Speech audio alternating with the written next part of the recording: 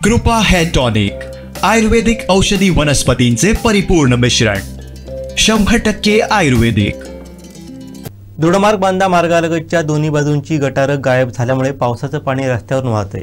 त्यामुळे आता पावसानं विश्रांती घेतल्यानं सार्वजनिक बांधकाम विभागानं ही गटारं खुली करावी अशी मागणी वाहन चालक आणि नागरिकांमधून होते। पाहूयात।